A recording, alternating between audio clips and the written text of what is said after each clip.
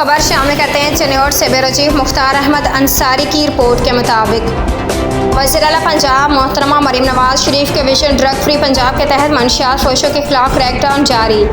Organised crime unit से assistant sub inspector Nasrullah Khan की team के हमरा सरगोदा रोड एम्बेसी मोड़ पर कार्रवाई। पुलिस टीम ने करमाबाद के रहायशी मंशियात फरोश मुलजिम अजहर अब्बास को गिरफ्तार कर लिया। गिरफ्तार मंशियात फरोश मुलजिम के कब्जे से 1 किलोग्राम से ज़ायद हेरोइन बरामद हुई। गिरफ्तार मुलजिम अजहर के खिलाफ थाना चनाब नगर में मंशियात की दफात के तहत मुकदमा दर्ज, मजीद तफ्तीश जारी।